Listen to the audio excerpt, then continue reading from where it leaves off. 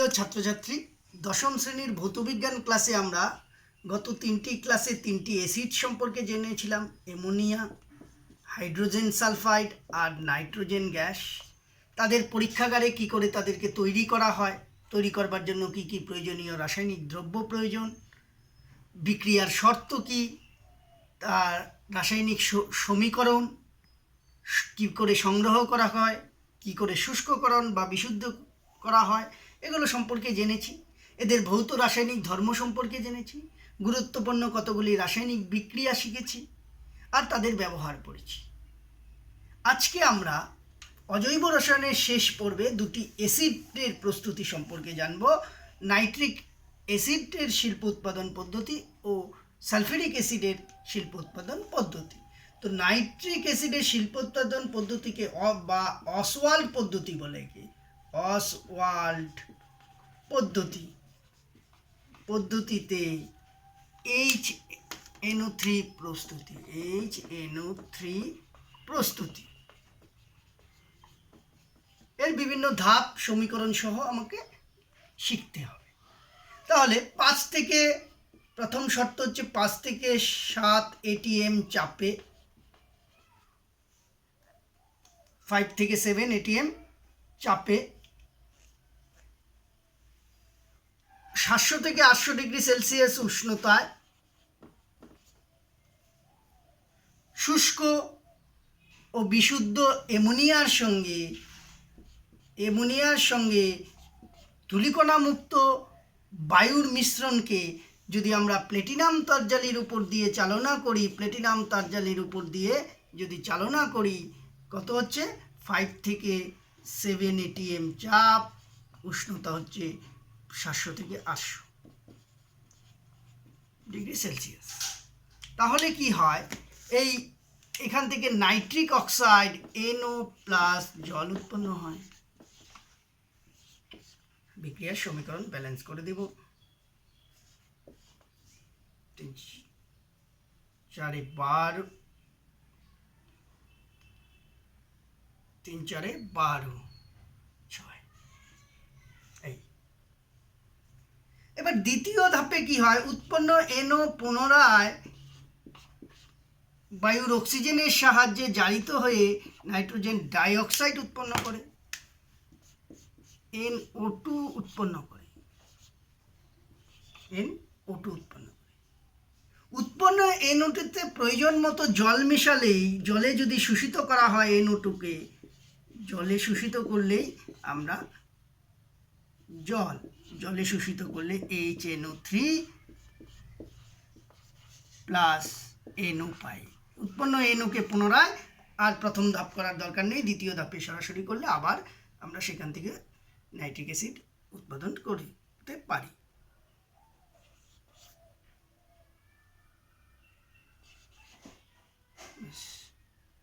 এদিকে হচ্ছে 2 মিলে গেল। তাহলে বুঝতে পারলাম আমরা এই ধাপের বিক্রিয়ার ক্ষেত্রে কি হয়, উৎপন্ন NO টাকা আর প্রথম যে ধাপের বিক্রিয়াটা সেটা দ্বিতীয় ক্ষেত্রে আর করতে হয় না। এইভাবে নাইট্রিক অ্যাসিড প্রস্তুত করা যায়। তাহলে নাইট্রিক অ্যাসিড প্রস্তুত করতে কী কী করতে হচ্ছে আমাদেরকে? প্রথম শর্ত 5 থেকে 7 ATM চাপে 700 থেকে 800 ডিগ্রি সেলসিয়াস তাপমাত্রায় শুষ্ক অ্যামোনিয়া সঙ্গে ধূলিকণামুক্ত বায়ু মিশিয়ে যদি উত্তপ্ত করা হয়, তাহলে আমরা প্লেটিনাম তারজালির উপর দিয়ে যদি চালনা করা হয়, তাহলে তা নাইট্রিক অক্সাইডে পরিণত হয়। প্রথমে উৎপন্ন নাইট্রিক অক্সাইড বায়ুর অক্সিজেন দ্বারা পুনরায় জারিত হয়ে নাইট্রোজেন ডাইঅক্সাইড হয়। উৎপন্ন নাইট্রোজেন ডাইঅক্সাইডকে জলে শোষিত করলে বা জলে দ্রবীভূত করে নাইট্রিক অ্যাসিড পাওয়া যায়। এই হচ্ছে নাইট্রিক অ্যাসিডের শিল্প উৎপাদন পদ্ধতি। বললাম দুটো অ্যাসিড পড়বো, আরেকটি হচ্ছে সালফিউরিক অ্যাসিডের শিল্প উৎপাদন পদ্ধতি বা স্পর্শ পদ্ধতিতে সালফিউরিক অ্যাসিড উৎপাদন। স্পর্শ পদ্ধতিতে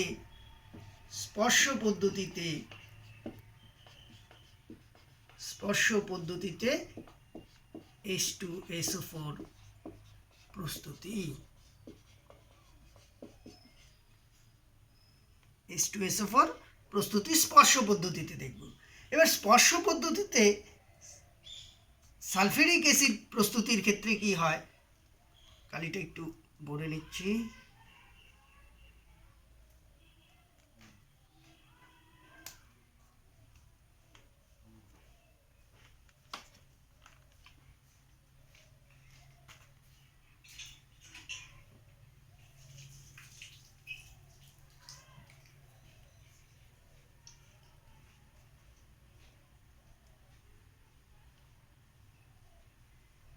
স্পর্শ পদ্ধতিতে সালফিউরিক অ্যাসিড প্রস্তুতির ক্ষেত্রে প্রথমে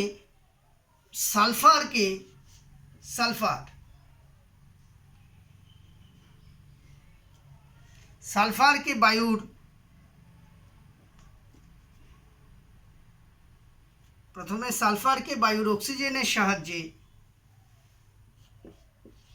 অক্সিজেনের মধ্যে পোড়ালে সালফার SO2 পরিণত হয়, সালফার ডাইঅক্সাইডে পরিণত হয়, SO2 উৎপন্ন করে। এবার উৎপন্ন সালফার ডাইঅক্সাইডকে 1 থেকে 2 ATM চাপে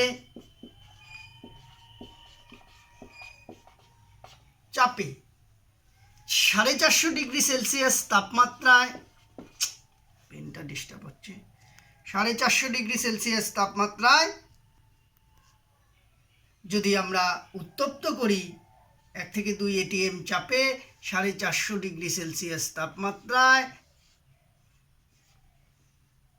এই সালফার ডাইঅক্সাইডকে যদি আমরা ধূলিকণা মুক্ত বায়ুর অক্সিজেনের সঙ্গে আবার পুনরায় যদি চালনা করা হয়, তাহলে প্লেটিনাম তারজালি অনুঘটকের উপস্থিতিতে কি হলো, 450 ডিগ্রি প্লেটিনাম যুক্ত অ্যাসবেস্টস বা এখানে হয় ভ্যানাডিয়াম পেন্টক্সাইড V2O5 এর সাহায্যে, অনুঘটকের সাহায্যে যদি একে চালনা করা হয় উত্তপ্ত বায়ুর উপর দিয়ে, শুষ্ক ধূলিকণামুক্ত বায়ুর উপর দিয়ে সালফার ট্রাইঅক্সাইড উৎপন্ন হয়। উৎপন্ন সালফার ট্রাইঅক্সাইডকে সরাসরি জলে দ্রবীভূত করলেও সালফিউরিক অ্যাসিড পাই, কিন্তু সরাসরি দ্রবীভূত করা হয় না। কেন করা হয় না এটা পরে পড়ব। প্রথমে সালফার ট্রাইঅক্সাইডকে সালফিউরিক অ্যাসিডেই দ্রবীভূত করা হয় 98%, কারণ সালফিউরিক অ্যাসিডে দ্রবীভূত করে H2SO7 বা ওলিয়াম বা পাইরোসালফিউরিক অ্যাসিড প্রস্তুত করা হয়। উৎপন্ন পাইরোসালফিউরিক অ্যাসিডে প্রয়োজন মতো জল মেশালেই কি হয়, সালফিউরিক অ্যাসিড পাওয়া যায়। জল যুক্ত করলে 2H2SO4 উৎপন্ন হয়। এভাবে সালফিউরিক অ্যাসিড প্রস্তুত করা যায়। বুঝতে পারলাম? তাহলে কি হচ্ছে, প্রথমে বিশুদ্ধ সালফারকে বায়ুর অক্সিজেনের সাহায্যে পুরানো হলো, তা জারিত হয়ে গিয়ে সালফার ডাইঅক্সাইড SO2 উৎপন্ন হয়। 1 থেকে 2 ATM চাপে 450 ডিগ্রি সেলসিয়াস তাপমাত্রায় প্লেটিনাম অ্যাসবেস্টস অনুঘটক বা ভ্যানাডিয়াম, প্লেটিনাম যুক্ত অ্যাসবেস্টস বা ভ্যানাডিয়াম পেন্টক্সাইডের উপর দিয়ে অনুঘটকের উপস্থিতিতে যদি অক্সিজেনের উপর দিয়ে চালনা করা হয়, তাহলে সালফার ট্রাইঅক্সাইড উৎপন্ন হয়। উৎপন্ন সালফার ট্রাইঅক্সাইড 98% গাঢ় সালফিউরিক অ্যাসিডের দ্রবণে দ্রবীভূত করে ওলিয়াম বা পাইরোসালফিউরিক অ্যাসিড প্রস্তুত করা হয়। পাইরোসালফিউরিক অ্যাসিডে প্রয়োজন মতো জল দিলে আমরা সালফিউরিক অ্যাসিড পাই। এই হচ্ছে সালফিউরিক অ্যাসিড প্রস্তুতি। ওই যে একটা প্রশ্ন ছিল, SO3 সরাসরি জলে দ্রবীভূত করা হয় না কেন? এক্ষেত্রে SO3 যদি আমরা সরাসরি জলে দ্রবীভূত করি, SO3 প্লাস জল, তাহলেও আমরা দেখব সালফিউরিক অ্যাসিড উৎপন্ন হবে, কিন্তু এক্ষেত্রে প্রচণ্ড তাপের সৃষ্টি হয় এবং এই তাপে সালফিউরিক অ্যাসিড কি হয়, সালফিউরিক অ্যাসিডের সঙ্গে কিছু জলীয় বাষ্প পায়, সালফিউরিক অ্যাসিডের কিছু বাষ্পীভূত হয়ে যায়, যা আমরা খুব কম পরিমাণে সালফিউরিক অ্যাসিডটা পাই। এই কারণে সালফার ট্রাইঅক্সাইডকে সরাসরি জলে দ্রবীভূত করা হয় না।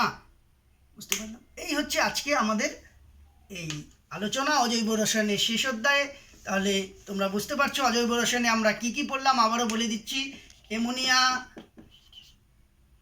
হাইড্রোজেন সালফাইড আর নাইট্রোজেন গ্যাস, প্রত্যেকটা গ্যাসের প্রস্তুতি পড়বে, পরীক্ষাগার প্রস্তুতি পড়বে, আর কি পড়বো, ভৌত, তাদের ভৌত ধর্ম, শর্ট কোশ্চেন আসবে। রাসায়নিক ধর্ম, ধর্ম ও বিক্রিয়াগুলো লাগবে এক্ষেত্রে, গুরুত্বপূর্ণ বিক্রিয়া আর তাদের ব্যবহার, এই পড়ব। আর এক্ষেত্রে বিভিন্ন প্রস্তুতির ক্ষেত্রে সালফিউরিক অ্যাসিড SO4 আর HNO3 প্রস্তুতি, এদের প্রস্তুতি পড়ব। আরেকটা হচ্ছে আমাদের ইউরিয়ার শিল্প উৎপাদন পদ্ধতি ছিল, অ্যামোনিয়ার, এখানে ইউরিয়ার শিল্প উৎপাদন পদ্ধতি। এই হচ্ছে অজৈব রসায়নে আমাদের যে আমরা পড়লাম 4 দিন ধরে, সেই 4টা ক্লাসে আমরা এই সম্পর্কে আলোচনা করেছি।